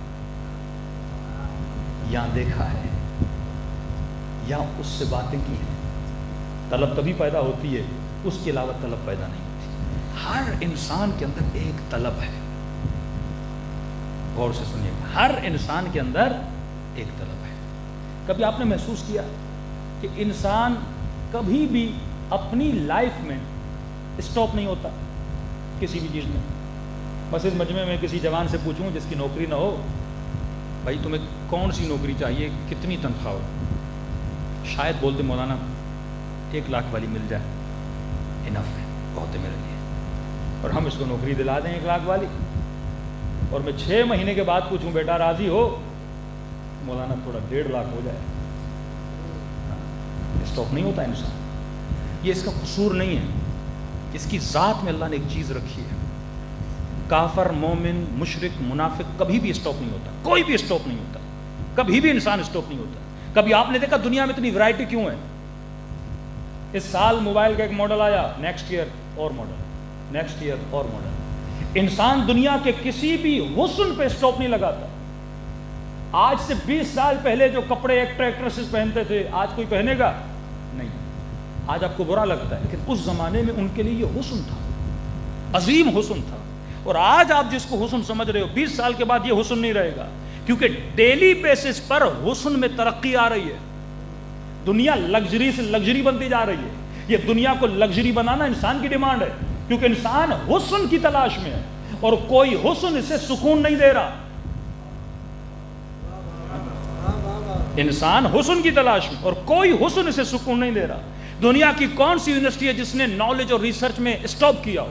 ڈے بائی ڈے تھیسس لکھے جا رہے ہیں، ڈے بائی ڈے ریسرچ کی جا رہی ہیں۔ انسان کہیں پہ پہلے یہ بولے میں چاند پہ پہنچ جاؤں، پھر کہے گا مریخ پہ پہنچوں، پھر کہے گا پتہ نہیں کہاں پہنچوں، یہ کبھی بھی اسٹاپ ہونے کا نام نہیں لیتا۔ آپ کیا سمجھتے ہیں بل گیٹ بول دے گا میرے پاس جتنا مال ہے انف ہے؟ نہیں، کبھی اسٹاپ نہیں مارے گا۔ ارب ہاں روپیے آپ کے بینک اکاؤنٹس میں ہوں، آپ پھر بھی اسٹاپ نہیں مارو گے، کہو گے مور اینڈ مور، اور چاہیے اور چاہیے. تبھی انسان کے وجود میں سکون نہیں ہے، کیونکہ کہیں پہ اسٹاپ نہیں لگاتے. بولے گا پاکستان میں مزہ نہیں ہے، یورپ چلا جاؤں، وہاں بھی چلا جائے گا، نوکری کر لے گا، گھر بنا لے گا. پھر بھی میں نے کئی لوگوں کو دیکھا ہے، پھر بھی سکون نہیں ہے. مولانا سکون نہیں مل رہا. میں نے کہا تو نے تو کہا گھر مل جائے سکون مل جائے گا. کہا لیکن مل گیا سکون نہیں مل رہا. میں نے کہا مال ملے سکون ملے. کہا پھر بھی نہیں مل رہا. کہے گا میں دنیا کے حسین ترین ملک گھوم لوں، جب سب کو گھوم لے گا پھر بھی بور ہو جائے گا. مولانا سوئٹزرلینڈ بھی دیکھ لیا، ترکی بھی دیکھ لیا، کشمیر بھی دیکھ لیا، اب اور کیا چاہیے؟ کہ کوئی اور ہے جو اس سے زیادہ حسین ہو، جو مجھے مطمئن کرے. حسین ترین آوازیں سنے گا، سن سن کے بور ہو جائے گا. کہ اور کوئی آواز ہو جو مجھے مطمئن کرے. پیسہ لے لے کے بے سکون ہو جائے گا. اب کیوں نہیں سکون مل رہا؟ تو نے تو کہا یہ گاڑی مل جائے سکون مل جائے گا. 1 ہفتہ اس گاڑی میں سفر کرے گا، 6 مہینے اس گاڑی میں سفر کرے گا، بور ہو جائے گا. یہ خاتون مل جائے میری زندگی بن جائے گی. شادی ہو جاتی ہے، 6 مہینے کے بعد ان کی طلاق بھی ہو جاتی ہے. ارے تجھے سکون کیوں نہیں مل رہا؟ کیونکہ یہ جس چیز کی تلاش میں ہے وہ مجھے یہاں کبھی بھی ملنے والی نہیں ہے. سوال میں نے پھر وہیں پہ ریپیٹ کروں گا، اگر کسی چیز کا مطالبہ ہے تو اس کا ہونا ضروری ہے، اور مطالبہ تبھی کرتا ہے جب اس سے مل کر آیا ہو. ایسے مطالبہ نہیں آتا. دنیا کا ہر بندہ ایک ہی چیز کا مطالبہ کرتا ہے، جس کو آپ بولتے ہو انلمیٹڈ لائف چاہیے، انلمیٹڈ پیسہ چاہیے، انلمیٹڈ پاور چاہیے، انلمیٹڈ قدرت چاہیے. آج امریکہ سے کوئی پوچھے نا کیا تم سپر پاور ہو، راضی ہو؟ کہے گا نہیں، اور ملک بھی چاہیے مجھے. اور اگر پوری دنیا کا کنٹرول یو ایس کے ہاتھ میں دیا جائے پھر کہے گا چاند کا بھی کنٹرول چاہیے، مریخ کا بھی کنٹرول چاہیے. پلاننگ ابھی سے ہے کہ پتہ نہیں گھر بنائیں گے، کیا کریں گے. یہ انسان کیوں اسٹاپ نہیں ہوتا؟ یہ اس کا قصور نہیں ہے، کیونکہ محدود جسم میں لامحدود روح دی ہے. محدود جسم میں لامحدود روح دی ہے، اور جس دنیا میں جی رہا ہے دنیا محدود، لذتیں محدود، طاقتیں محدود، قدرتیں محدود. اگر اس کے اندر کسی لامحدود کی طلب ہے، پہلی دلیل یہ ہے کسی لامحدود کا ہونا ضروری ہے. دوسری دلیل یہ ہے یقیناً یہ مل کر آیا ہے تبھی اس کا اتنا عاشق ہے. اگر یہ مل کے نہ آتا کبھی اس کے پیچھے نہ ہوتا. کسی ایسے حسین کو دیکھ کر آیا ہے جس کا حسن لامحدود ہے، کسی ایسی قدرت کو دیکھ کر آیا ہے جو قدرت لامحدود ہے. اب سمجھنا مولا کیا فرما. حدیث قدسی کا جملہ ہے، عبدی اطعنی اجعلک مصری، اے میرے بندے میری اطاعت کرو میں تجھے اپنے جیسا بنا دوں گا. جس طرح میں کہتا ہوں کن فیکون،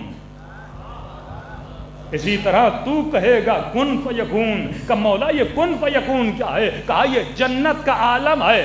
جنت میں تجھے کہنے کی ضرورت نہیں پڑے گی، یہاں تو ارادہ کرے گا چیزیں تیرے سامنے آ جائیں گی. جنت حسن لامحدود کا نام ہے.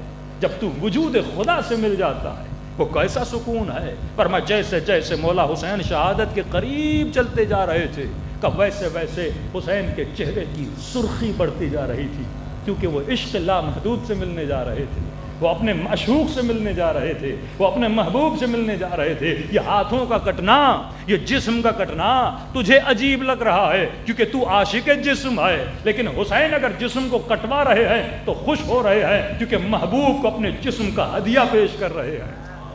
کون سا بندہ ہے جو اپنے محبوب کو ہدیہ دینے سے ناراض ہو جائے؟ تبھی سیدہ فرماتی ہیں ما رأیت الا جمیلا، میں نے حسن کے علاوہ، یہ حسن عشق الہی تھا. اب مولا کا جملہ سنو اور سمجھ جاؤ کہ زندگی میں سکون کیسے لیا جاتا ہے. مولا فرماتے جب گھروں میں سفرے بچھاؤ نا تو زیادہ طعام نہ رکھا کرو، بے سکون ہو کر اٹھو گے. کتنا پیارا جملہ. جب گھر میں سفرے بچھاؤ تو زیادہ طعام نہ رکھا کرو. مثلا آپ نے سفرہ بچھایا، 10 قسم کے آئٹم رکھ لیے. انسان اگر سمجھ لینا خود کو تو اس کی زندگی بڑی سکون سے گزرے.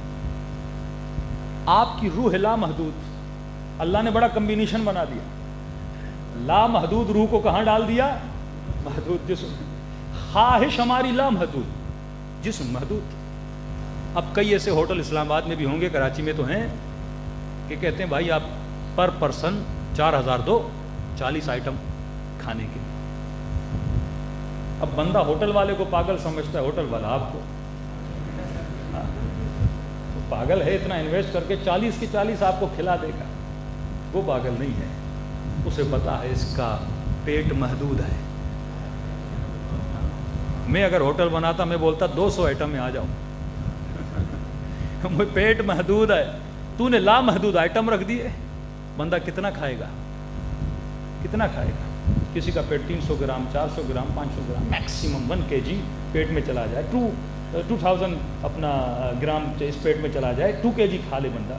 اب آپ کہتے ہو بھائی 40 آئٹم ہے، آپ خود بھی گئے، بیوی کو لے کر گئے، 4 بچوں کو لے گئے، بیوی کھائے گی 300 گرام، آپ کھاؤ گے 500 گرام، چھوٹے چھوٹے بچے 150 گرام، اس کا کام تو بن گیا.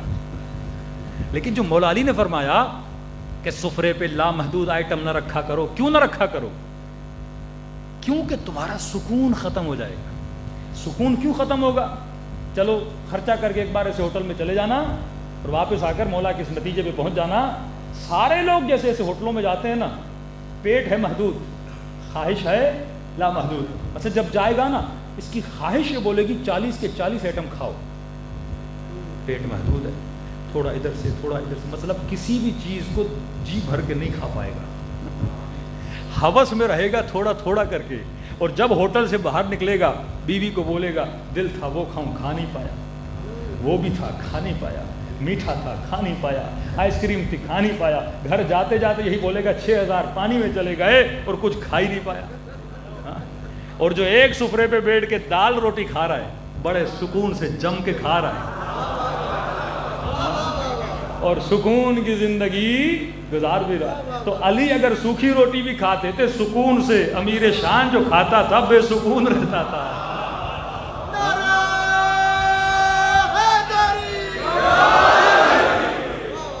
کیونکہ علی حقیقت بشر کو جانتے ہیں، حقیقت انسان کو جانتے ہیں. کہ یہ پیٹ تو ہر چیز سے بھر جاتا ہے نا، اس کو کھانا چاہیے. پیٹ کو کیا پتا یہ جو خواہش ہے تیرے روح کی خواہش ہے. اور روح کیوں خواہش کر رہا ہے؟ روح جسے ڈھونڈ رہا ہے تو اسے وہ دے نہیں رہا، تو اسے غلط چیزیں دے رہا ہے. اب اس کی خواہش لامحدود ہے. اب تو یہ سمجھ رہا ہے اگر پیسہ لامحدود آ گیا سکون مل جائے گا، لیکن نہیں ملے گا. روح کی وہ ڈیمانڈ ہی نہیں ہے. میں نے کہا نا ٹیشو کھاؤ گے پیٹ نہیں بھرے گا. ٹیشو کی پیٹ کے ساتھ سنخیت نہیں ہے، روح کی مال کے ساتھ سنخیت نہیں ہے. کھانے کے ساتھ مال ہے جسم کے لیے، کھانا ہے پیٹ کے لیے، پانی ہے پیٹ کے لیے، شہوت ہے پیٹ کے لیے. اگر روح کی ڈیمانڈ کو کوئی پورا کر سکتا ہے وہ لا الہ الا اللہ ہے. تبھی کہا قولوا لا الہ الا اللہ تفلحوا. الہ کا مطلب ہے معشوق، محبوب. لا الہ الا اللہ، میرا کوئی محبوب نہیں سوائے اللہ، میرا کوئی معشوق نہیں سوائے اللہ. یہ اللہ ہے جو اس عشق کو پورا کرتا ہے. جسم دنیا میں شادی جسم سے کرتا ہے، روح کا میلاب کس کے ساتھ ہوتا ہے؟ رب عالمین کے ساتھ ہوتا ہے. روح اگر معاشقہ کرتا ہے تو خدا سے کرتا ہے. اور اس کو بتائے گا کون؟ علی مرتضیٰ بتائیں گے، محمد مصطفیٰ بتائیں گے، جنہوں نے پورے عالم کا سیر کیا، جنہیں پتا ہے. جو یہ کہے کہ میں زمین کے راستوں سے زیادہ آسمان کی راہوں کو جانتا ہوں، جو سر کٹانے کے بعد بھی اپنے معشوق کا ذکر نو کے نیزہ پہ کرے، جو بندھے ہوئے ہاتھوں سے بھی سیدہ زینب نماز الہی میں نظر آئے، جو زندان شام میں ساری تکلیفوں کے بعد بھی اگر زینب کو سکون ملے تو مصلی عبادت پہ ملے. کہ وہی سکون ہے، یہ وہی راہ ہے جو اہل بیت علیہ الصلوۃ والسلام نے بتائی. کہ میرے چوتھے امام فرماتے ہیں رات اندھیری تھی، کیا دیکھا بی بی زینب اٹھتی ہیں، وضو کرتی ہیں اور بیٹھ کے نماز پڑھتی ہیں. عالمہ غیر معلمہ، جو فقہی احکام کو بہترین طریقے سے جاننے والی. تبھی امام سجاد نے پوچھا کہ وہ بھی اماں کوئی تکلیف ہے؟ میں نے کبھی نہیں دیکھا کہ آپ بیٹھ کے نماز پڑھیں. دیکھیے نماز واجب نہیں ہے، مستحب ہے. تہجد کی نماز مستحب ہے. فرمایا پوپھی اماں پورے سفر میں کربلا سے کوفہ، کوفہ سے شام، میں نے راستے میں بھی، مطلب کہتے ہیں شام غریبہ، جس رات خیموں کو آگ لگ گئی اس رات بھی بی بی زینب کی نماز تہجد قضا نہیں ہوئی۔ ایسے ہی مولا حسین وصیت نہیں کر رہے، بہن زینب مجھے نماز تہجد میں یاد رکھنا۔ آج کتنے مومنین ہیں جو اپنے مرحوم باپ کو یاد رکھتے ہیں، مرحوم ماں کو یاد رکھتے ہیں۔ آپ کو کیا پتہ برزخ میں وہ کن مشکلات کا سامنا کر رہے ہیں، پر ہمارا نام اعمال بند ہے، تو ہمیں یاد رکھا کر۔ ہر شب جمعہ تیری بوڑھی ماں تیرے در پہ آتی ہے، معصوم فرماتے جب یہ بیٹا اسے نہیں دیتا نا تو روتی ہوئی واپس جاتی ہے، کہتی میرے لال اگر تو کچھ آج دیتا میں تیرے حق میں دعا کرتی، کیونکہ ماں کی دعا مرنے کے بعد بھی اولاد کو لگتی ہے۔ یہ سیدہ زینب ہیں کہ پھوپھی اماں پورے سفر میں آپ کی نماز قضا نہیں ہوئی۔ آج کیا تکلیف ہے کہ بیٹھ کے نماز پڑھ رہی ہیں۔ فرمایا سجاد میرے لال زندان میں کھانا بہت کم آتا ہے۔ اب زینب کے بدن میں طاقت نہ رہی کہ کھڑے ہو کر نماز پڑھے۔ آج مومن سوچے مستحب تو دور کی بات، اگر میں واجبات کی بھی پابندی نہیں کرتا تو قیامت کے دن کیا بی بی زینب سوال نہیں کریں گی؟ کیا ننھی سی سکینہ سوال نہیں کریں گے مومن میں نے تماچے کیوں کھائے تھے؟ کیا علی اکبر سوال نہیں کریں گے میں نے برچی کیوں کھائی؟ اس لیے تاکہ تو روئے۔ ہم نے رونے کے لیے شہادتیں دی تھی، تو روتا ہے اپنی آخرت کو بنانے کے لیے۔ اگر حسین کے زخموں پہ مرہم رکھنا ہے تو ویسے بنو جیسا حسین نے تجھے بننے کے لیے بولا ہے۔ دلوں کو کربلا لے کر چلیں اور سلام کریں اپنے آقا کی مظلومیت پہ۔ شب جمعہ ہے، یہ شب زیارت امام حسین کی رات بھی مستحب ہے، آج کی رات امام حسین کی زیارت بھی پڑھی جائے تو اسی سلام سے ثواب زیارت امام حسین بھی حاصل کریں، تاکہ شب جمعہ اور ثواب کو اپنے مرحومین کو بخشیں، تاکہ خدا ان کے درجات کو بھی بلند کرے۔ سب مل کے السلام علی الحسین وعلی علی ابن الحسین وعلی اولاد الحسین وعلی اصحاب سب مل کے السلام علی الحسین وعلی علی ابن وعلی اولاد الحسین وعلی اصحاب خلوص دل سے السلام علی الحسین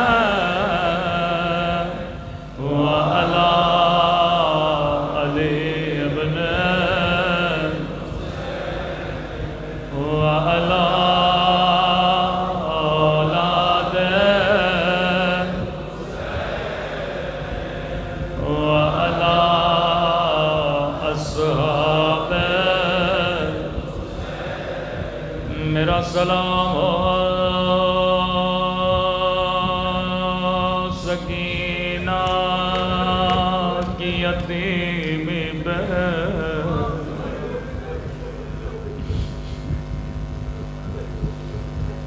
ہم 10 محرم کے بعد اپنے گھروں میں سکون سے سو جاتے ہیں،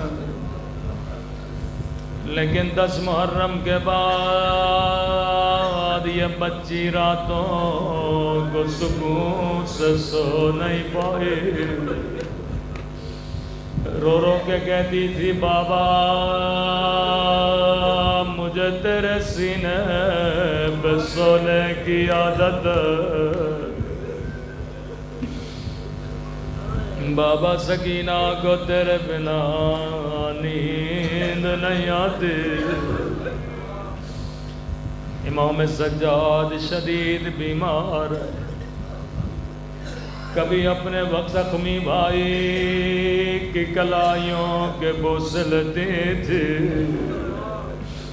رو رو کے دعا کرتی تھی، میرے اللہ میرا بابا بھی مارا گیا،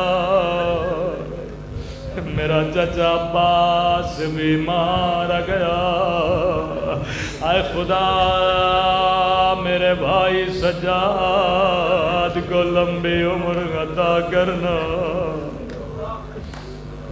کسی نے امام سجاد سے پوچھا، مولا کیا شمر کی اپنی کوئی بیٹی نہیں تھی؟ کہا کیوں؟ کہ مولا جو صاحب اولاد ہو وہ کبھی بچیوں کو تماچے نہیں مارتا۔ امام نے کہا اپنی بچی تھی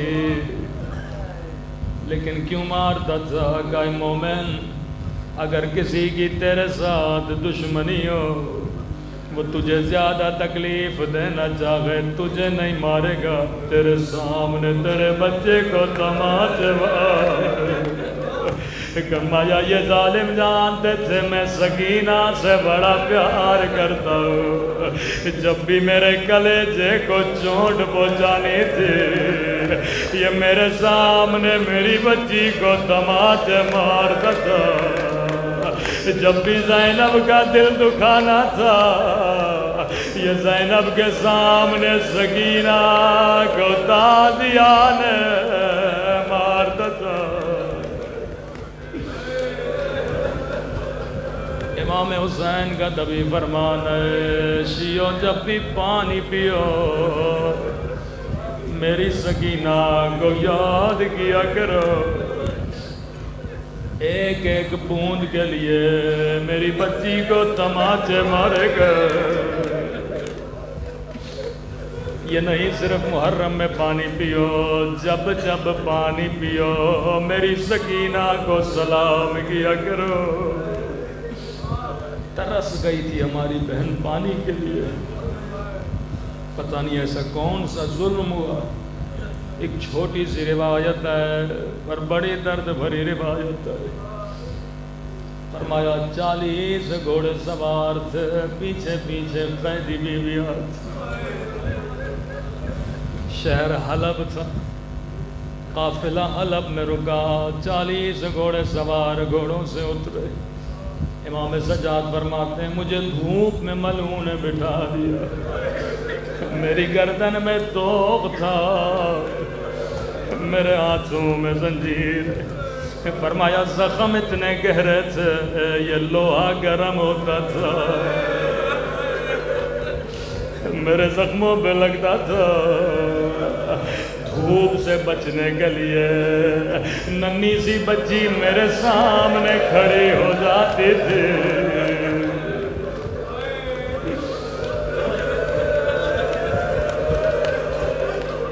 بڑے مصائب دیکھیں اس بچے۔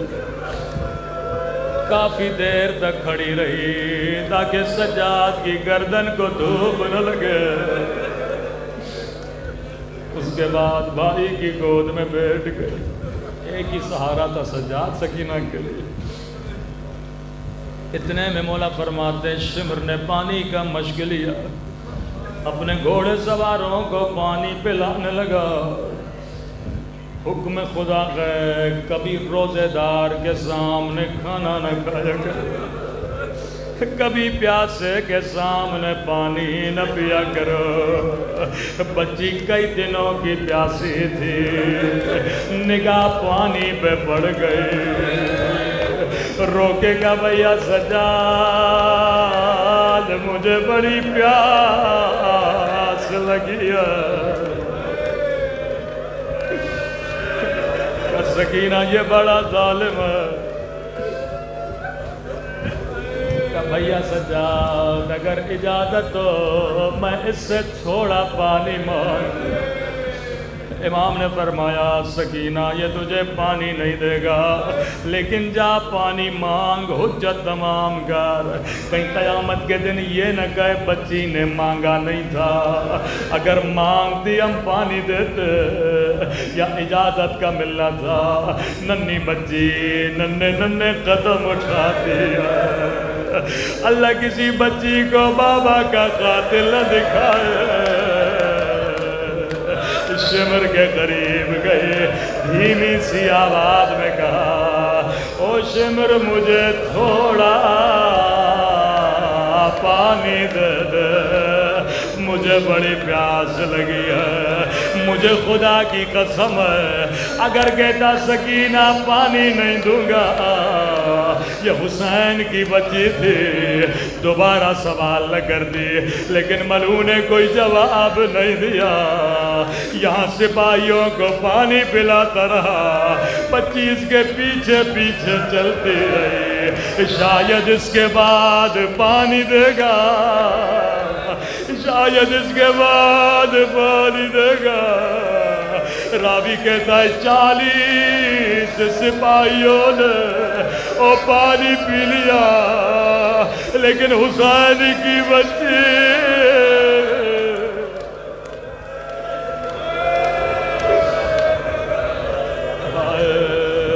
40 سپاہیوں نے پانی پی لیا، پر ننھی سی سکینہ اب بھی پیاسی۔ فرمایا ملعون نے پھر پانی کا مشک بھرا، بچی نے سمجھا شاید اب مجھے پانی پلائے گا، لیکن قیامت کا منظر تھا۔ مولا فرماتے ہیں اب اس نے گھوڑوں کو پانی پلانا شروع کیا، آئے گھوڑے پانی پیتے رہے، پر حسین کی بچی سکینہ پیاسی تھی۔ راوی کہتا ہے گھوڑوں نے پانی پی لیا، سپاہیوں نے پانی پی لیا، بچی چل چل کے تھک گئے، زمین پہ بیٹھ گئے، سب کو پلا لے، بعد میں مجھے تھوڑا پانی دے دے۔ مولا فرماتے ہیں اب اس نے پانی کا مشک لیا، ننھی سی بچی کے قریب آیا، بچی نے سمجھا شاید مجھے پانی دے گا، اور روایت کے جملے بڑے سخت ہیں، امام زمانہ اگر مجلس میں موجود ہے وہ مجھے معاف کریے گا۔ راوی کہتا ہے بچی نے چلو بنایا، مجھے تھوڑا پانی دے دے۔ سنیں گے ملعون نے کیا کیا، سارا پانی زمین پہ پھینکا، بچی نے خود کو زمین میں گرایا۔ او میرے پیاسے بابا، او میرے غریب بابا، بابا تیرے جانے کے بعد ظالم نے سکینہ کو تماچے مارے۔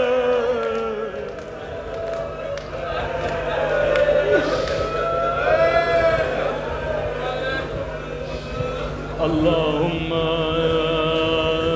اشفی صدر الحسین بظہور الحجہ۔ اے خدا تجھے سکینہ کی پیاس کا واسطہ، تجھے حسین کی زخمی بچی کا واسطہ، تجھے سکینہ کے ننھے سے زخمی کانوں کا واسطہ، ہمارے مولا اور آقا امام زمانہ کا ظہور فرما، ہم سب کو مولا کے آوان و انصار میں شریک فرما۔ اے خدا حاضرین کے جتنے مرحومین ہیں، شب جمعہ ہے، حق جناب سکینہ خدا ان کے درجات کو بلند فرما، ان کے صغیرہ کبیرہ گناہ معاف فرما۔ پروردگار ہم سب کو بھی عاقبت بخیری نصیب فرما، قبر و برزخ میں شفاعت امام حسین نصیب فرما۔ اے خدا جو گناہ جو خطائیں کیں اپنی دربار میں ان خطاؤں کو معاف فرما، ہم سب کو اپنا عشق اپنی محبت نصیب فرما۔ پروردگارہ جو زیارات کے متمنی ان سب کو زیارات اتباعت عالیہ نصیب فرما، علم اہل بیت حاصل کرنے کی توفیق نصیب فرما، اور اس علم پر عمل کرنے کی توفیق نصیب فرما، ہم سب کو ثبات قدمی نصیب فرما۔ ربنا تقبل منا انک انت السمیع العلیم۔ ماتم حسین